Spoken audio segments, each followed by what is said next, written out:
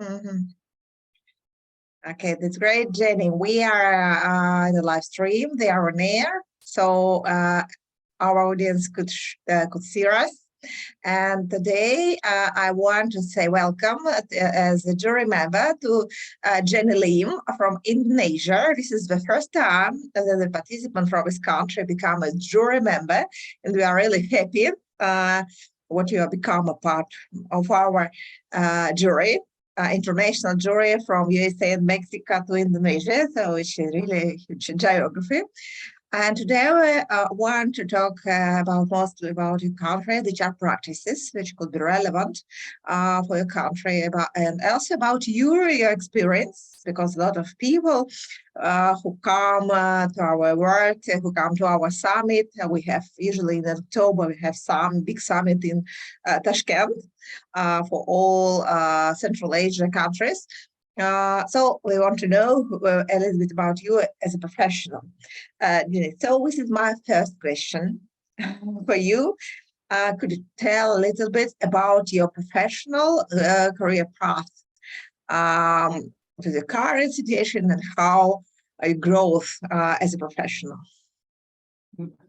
Thank you. Firstly, I'd like to thank EMBRAS for inviting me to be a jury. It's an honor to be one of the jury because I live far away in Indonesia. And it's a really probably a totally different culture from Russia and all the other countries in the Western. Yeah. Okay. My name is Jenie Lim. I live in Indonesia.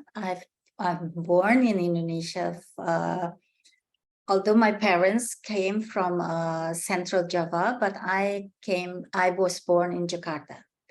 And I was raised in Jakarta. And then when I was 7 years old, I was sent to Singapore to study. So I had most of my education in Singapore. And then in early 1993, I came back to Jakarta, and then I started looking for a job. And then so it took from the bottom part of job, because at that time when you're a fresh graduate, you just don't have any specific skills, so you start from below. And then in 2012, I started working in I've been working before, but 2012 was the part where I started working as a HR head. That was in Lazada. So I was working in 3 big e-commerce from 2012. I was in Lazada. Then I moved to Shopee. And the last one, I was in JDID. Currently, I am in the Talentsights, which I'm not working full-time, but I'm just as an advisor and a partner in it. So in Lazada, I was the head of HR. There, I started with 4 HR team, and then I built it up to become a 22 team, HR team. So it has the full works of recruitment, payroll, and compensation and benefits. It has GA, it has learning and development. So that was a full scope. Then as it grew, I've decided to take up more challenge. So I decided to join Shopee. In Shopee, it started with a full team, quite a number of HR members, but they were very young. They were, most of them had 2 to 3 years experience, which is still very young. So I had to develop them and develop the whole HR foundation. Yeah. Again, as usual, like, but in Shopee, we had like employee branding. We had a more full scope in a sense. And then we grew, like when I started with Shopee, they were only at 400 employees. And then within the year, which is I joined in May, and then end of the year, it became 1,700, which is fourfold. Yeah. And Shopee kept growing exponentially. So when I left Shopee, they were already at 5,000 employees. And then I decided I built it up, and then it became like more of a continuous journey, which is no longer an exciting challenge. So when JD came along, and they showed me that they had a problem of a team where it's without a head. And then they had problems like people were working silos and all the things about HR. So I felt that I need to go to help them solve their problems. That's why I left Shopee. So, and then in JD, it was the time that I joined JD was 2020, where the COVID was starting. So it's really a new challenge where everybody had to work from home remotely, virtually. And then you just don't think that HR could work virtually, because we need to be in touch with humans, right? We need to be in touch with people. So it was like impossible, but it's possible. At the end of the day, you got no choice. And then I find was working really well. I mean, people enjoyed working remotely. And then when it started to open in 2022, that was another challenge where you need to bring people back to the office. When the employee was so happy working remotely, they don't have to face this transport. And I think people know in Jakarta, in Indonesia, the traffic is really bad. The jam is like people can, they take hours to reach the office. So it was a difficult task to bring them back into the office. It was like really a challenging one again, but then we had still we have the hybrid system, which continues to now, but the culture of a company depends on the owner, right? As JDID was a Chinese owner, and I think it was around March or April, they want to bring everybody back to the office full time. No more hybrid. And that was a challenge because some has had it so good at home, if you have a family, you have parents to take care, you have children to take care, it's so much better to work from home.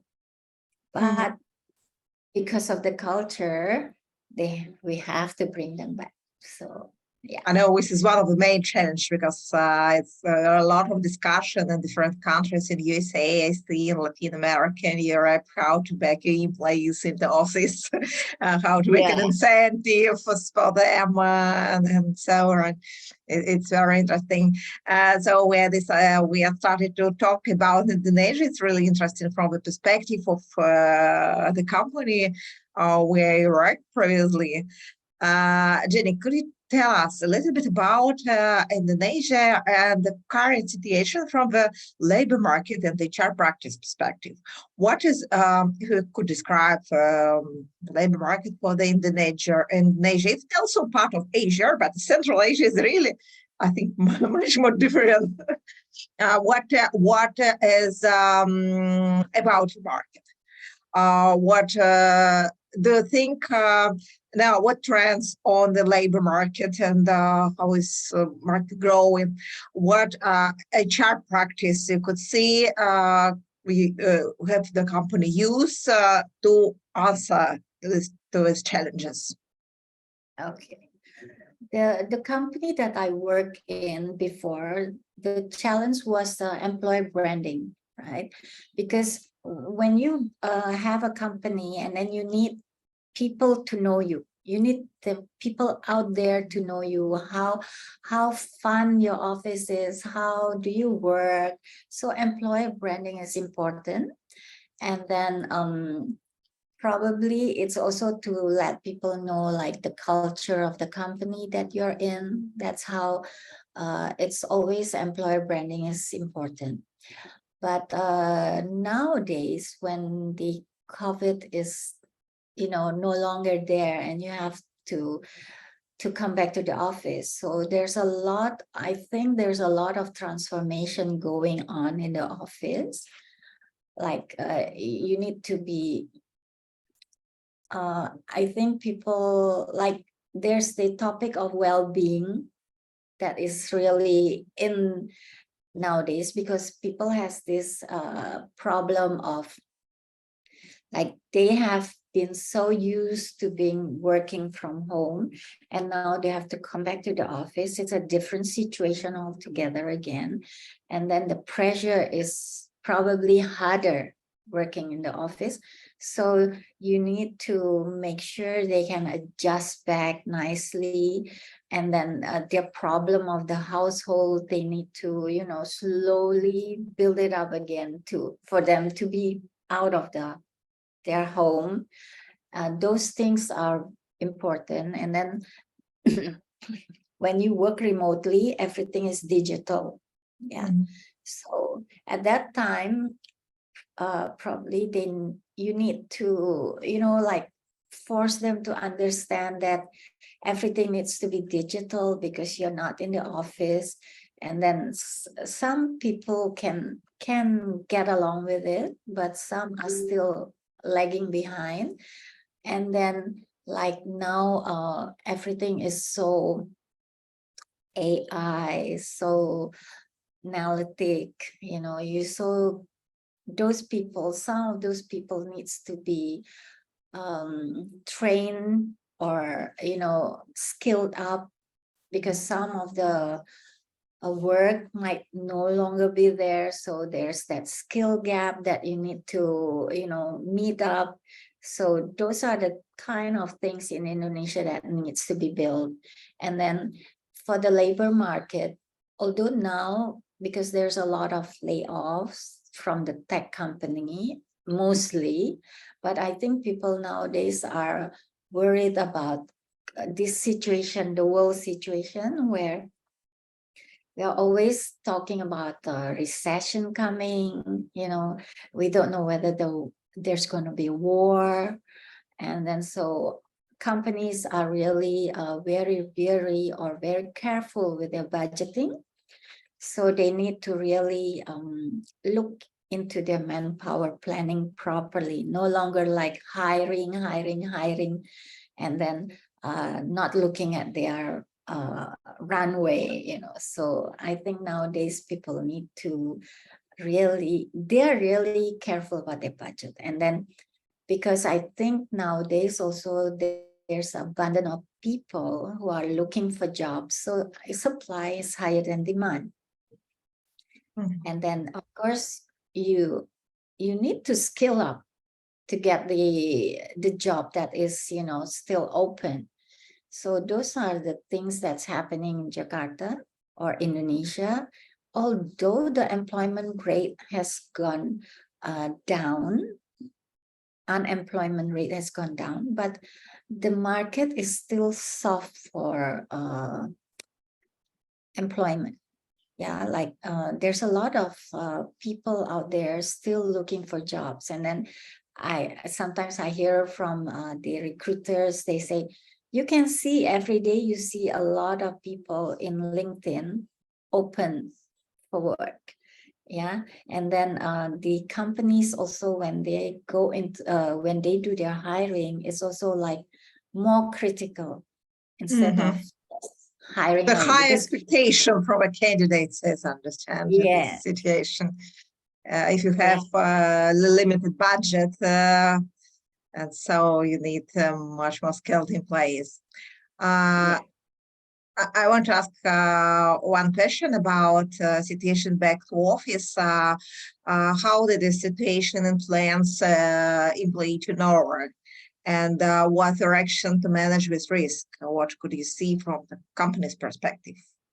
How Okay. the situation, you describe the situation of the market, but if you want to back to the office, that also could lead to the higher turnover, and what companies do this is, and what the real situation is turnover due to the Because back to the office. yeah, lately, like I have this community of the tech company. Tech companies are mostly hybrid because this is one of the benefits that they give. Yeah, working from anywhere, you know, or flexible hours. There are people asking like, how do I what do I do when people come in late but they go home later? Yeah. Mhm. So they should be acceptable, because like some people, some marketing people needs to work even later.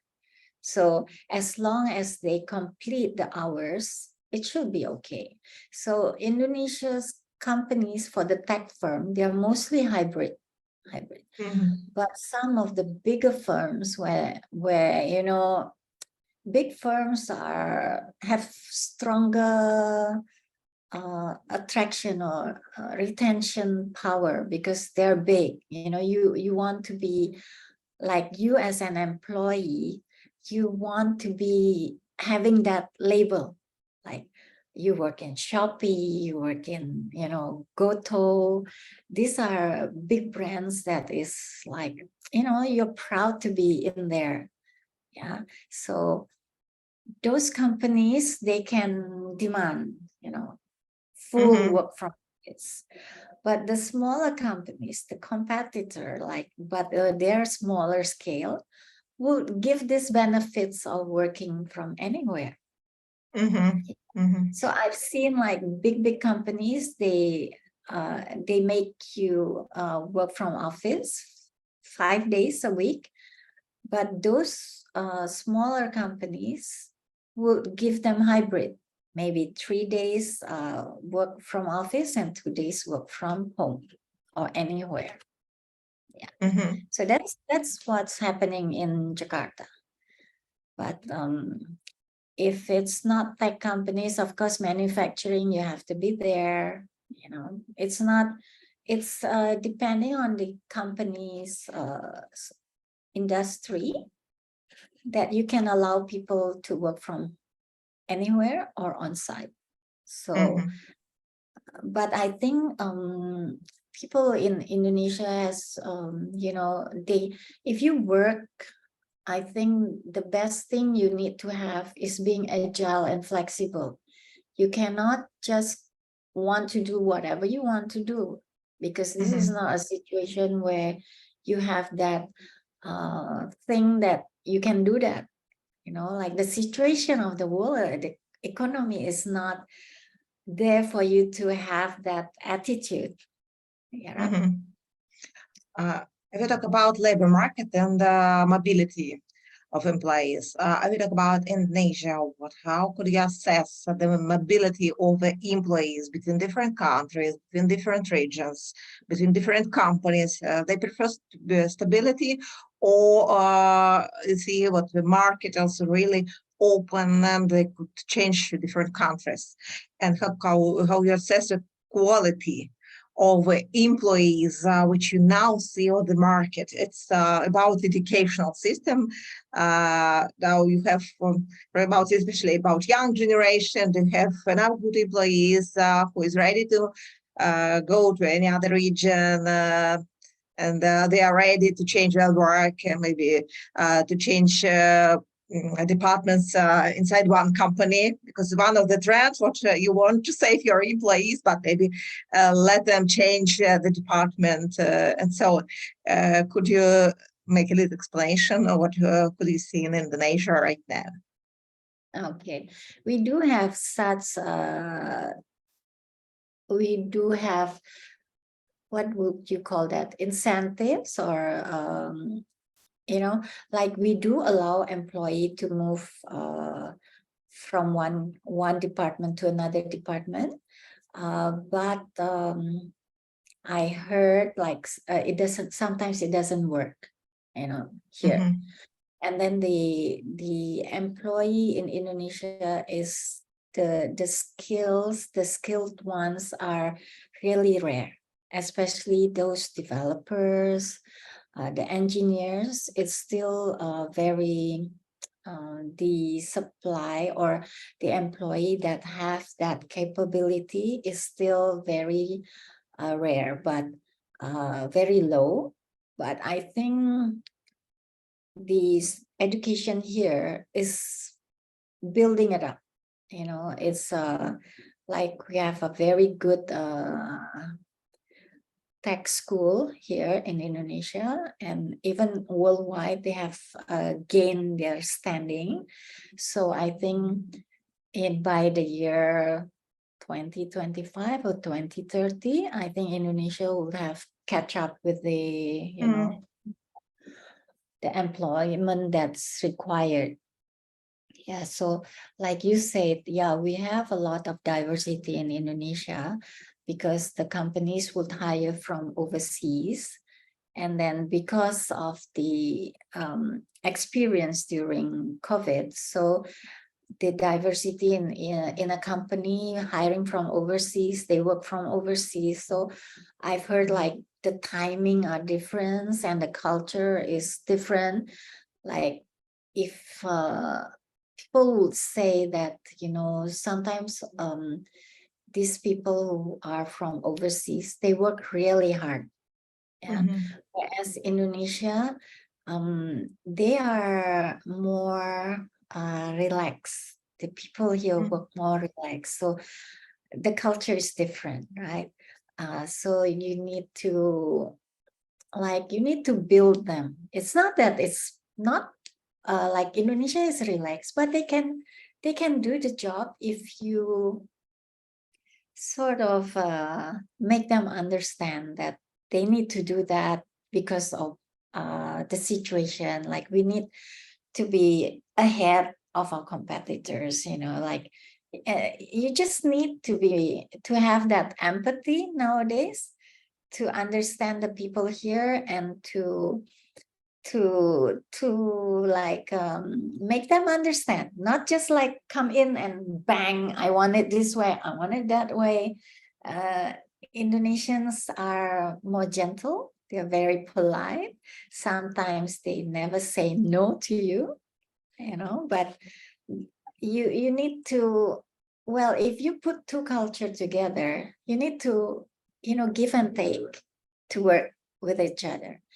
And then you cannot work alone. Even to me, as a head of a HR team, if I don't have a good team with me, I wouldn't succeed in what I want to do. Yeah. So that's like a good leader need to listen, to understand, and to build them up. You cannot just like demand this, demand that, but you don't give feedback, you don't, develop them. That's not possible. Yeah. We talk about the 3 HR priorities for the current year for HR in Indonesia. Well, what that could be from your perspective? What was the main focus, which you have heard about them on the conference this year, maybe in the different discussion in HR communities? What is the hot topics? Well, the hot topics is mostly well-being, because people need to adjust back to the normal way of working. And then, of course, retention is also quite difficult for the good ones. Yeah. It's because the candidate that is having this skill is still not enough. So you need to really retain them well. You need to probably give a lot of benefits, and yet sometimes companies have a budget, a very tight budget, and then you also need to be fair to the others. You cannot like, favor one and not the other. So how do you do that? That's you need to juggle. You need to listen to what your surroundings are doing, and you need to compete. And like those are the things that I'm hearing, like retention is difficult for the good skilled candidates. And then nowadays you will have this Gen Z already coming into the company. And they said the Gen Z is like strawberry. They're good looking, they are nice, they're pretty, but they're very soft. That's what they say.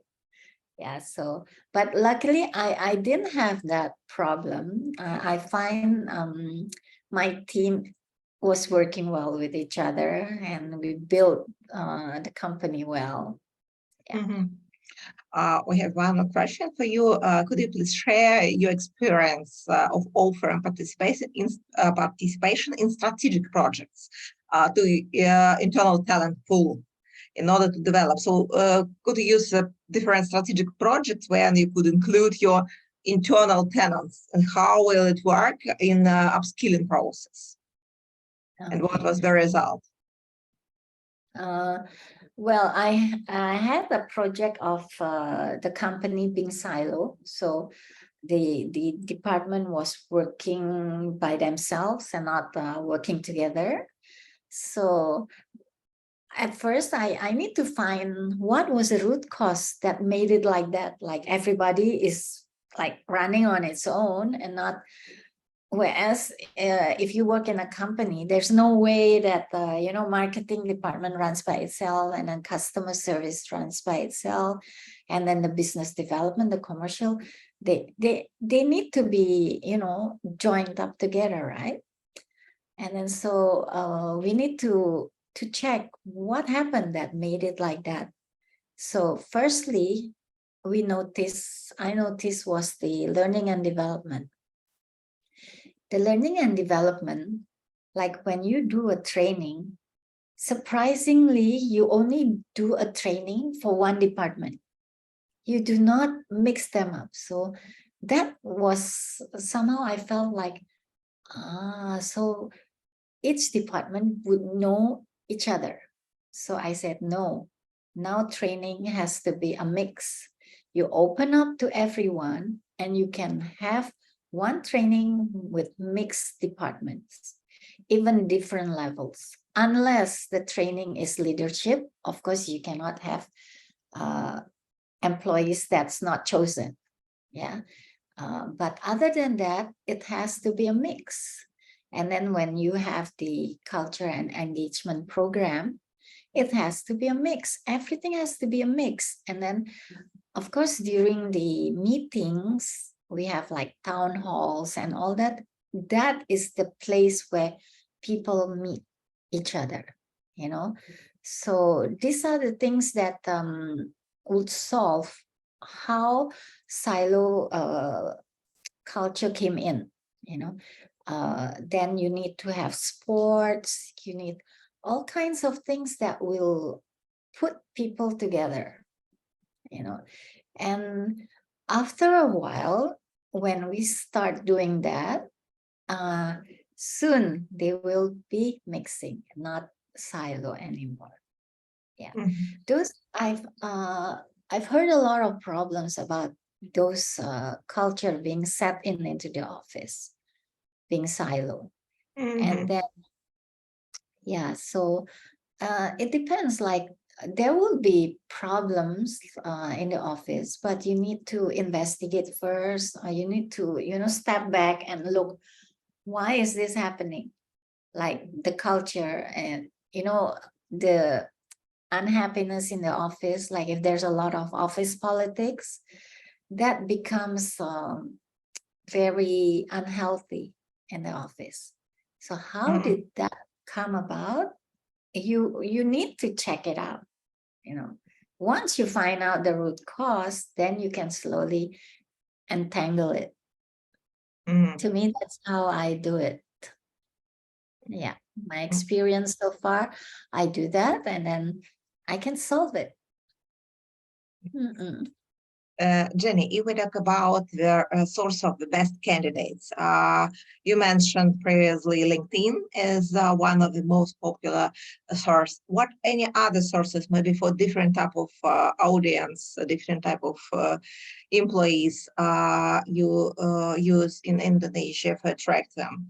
And also I want to ask you about graduates recruitment. Is it popular to work with graduates in Indonesia, or the most companies prefer to work with professional? No, I think company, if you're thinking about a long-term company, they normally take in graduates. They build their management trainee. That's how they build it. They build future leaders, because like the skilled one are limited, right? So you need to build in-house your graduates, your management trainee. So far, I can vouch Shopee has a good future graduates program. Yeah, and then what else was the other question? The source of employees, where what is the best ways to attract the employees into your company? Okay. There are many platforms, like, of course, LinkedIn is where everyone, almost every professionals would have their LinkedIn profile. But if you're looking for the blue collar, or if you're in a logistic companies, there are other platforms that you need to see. Yeah, because people will put their profile there. And then if you are a tech, there's also a tech platform where the developers, are normally in there. Are job boards very popular now? What? Job boards. So it's the sites where you post your vacancies and people can apply on it.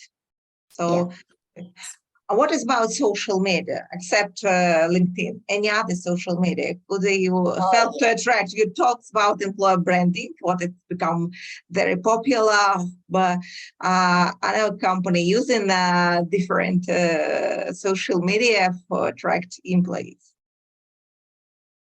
Instagram is one where you see everyone will have their page there.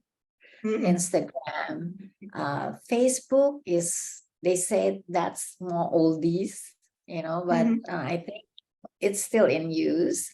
And then now it's TikTok, right? All the youngsters watch TikTok. Even for me, when I see it, it's like, you cannot stop. There's so many things to see. And then the YouTube, that's all the places where you need to be seen as a company for employer branding. So it's employer. What is about Snapchat? I know, for example, Snapchat is really popular in the MENA region. In Saudi Arabia, for example, it's not so. Not so.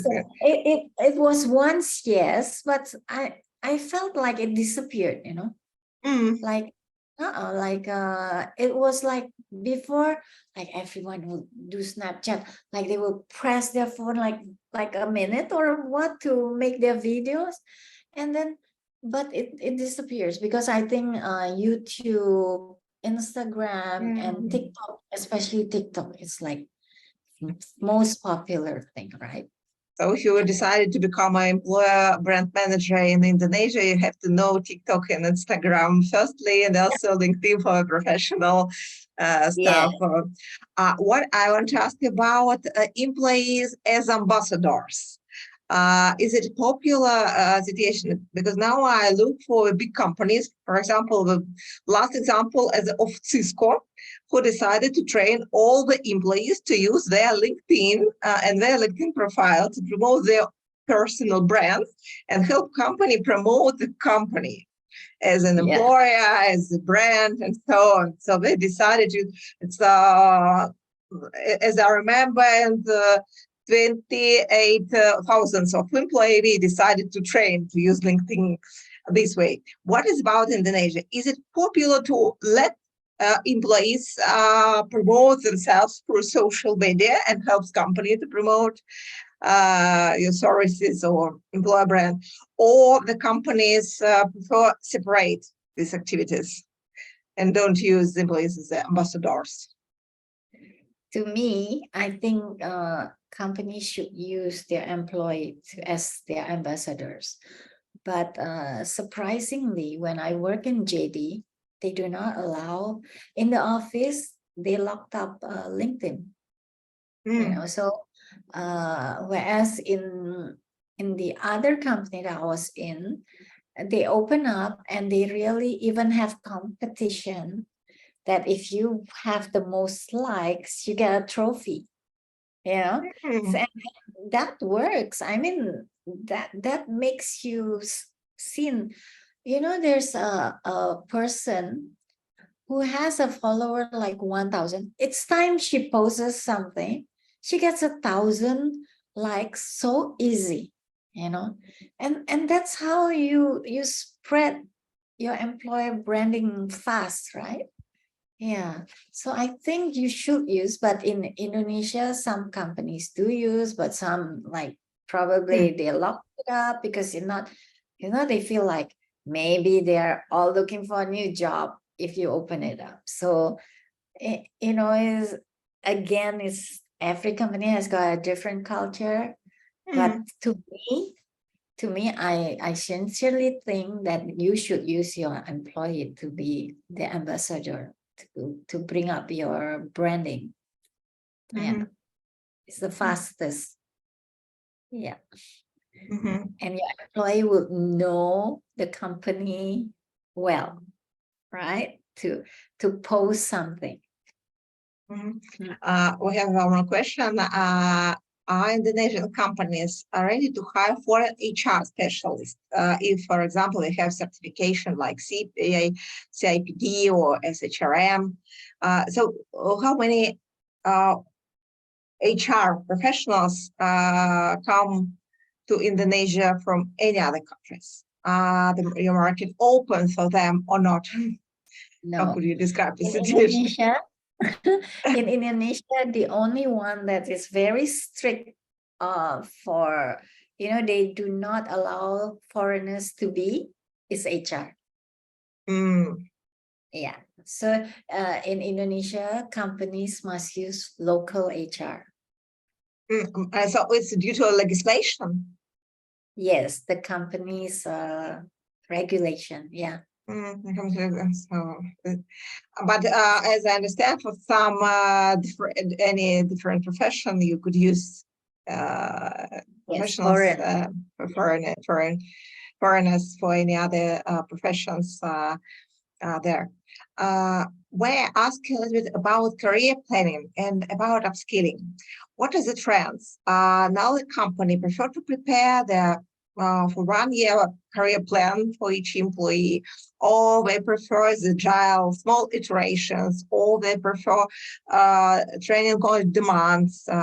What now we could see the company people development strategies is more popular in Indonesia. Okay. In Indonesia, the training is not very popular, but they have online training and development, right? Like LinkedIn also has, and then they have Udemy, which is the most popular one. Yes, more platform. Yeah, but I think, to me personally, yeah, this is just my thoughts. Indonesian, they don't have much time during their working hours because they need to really focus on the job. They would prefer like they do their job well and get promoted and not think about you know, getting a development. Yeah. Although companies do offer development training programs, but it's not easy to, to entice the employee to take it, So that's my experience, yeah. Whereas to me, I myself would prefer to go for, all these courses to give me more knowledge than, working really hard. Because if you're working really hard, you actually know already what you're doing. Yeah. But you need to upskill. How do you upskill? You cannot just by doing, unless you have a good manager or superior leader that helps you to develop internally. Yeah. Because like if you're a staff, you can do that, slowly go up if you have the right managers above you. They will train you on the spot, on the workplace, and you don't need to go for upskilling by taking learning and development courses. But if you want to be a leader, I think you do need to take courses. Yeah. My last questions before we start to look a little bit about awards, about HR community. How do you think HR community in Indonesia really have strong connections, and what the way to build this community where mostly about people who have professional certification or people who graduate from different universities, or you have different type of HR communities? Could you talk a little bit how HR communicates with each other? They're open to share the information and knowledge, or we prefer to save their knowledge because I think it's one of the competitive advantage. Could you talk a little bit about HR communities in Indonesia? Actually, like even I'm in a few communities. Yeah, we have WhatsApp group developed by a person. I mean, he's the president, and then he will bring in people together. And then for HR, we have the HRDI, that means HR Directors Indonesia, being grouped up together. And in there, we do share a lot of things. We do share many things. Like even if there's an IR club also, IR is industrial relation. So these are the regulations that's people that they're really very professional on it. And then so if you're a newbie, and then in the company you have problems like, what happens if someone do not come to work? What do I do? So someone will, prompt in and say, oh, these are the steps that you need to do.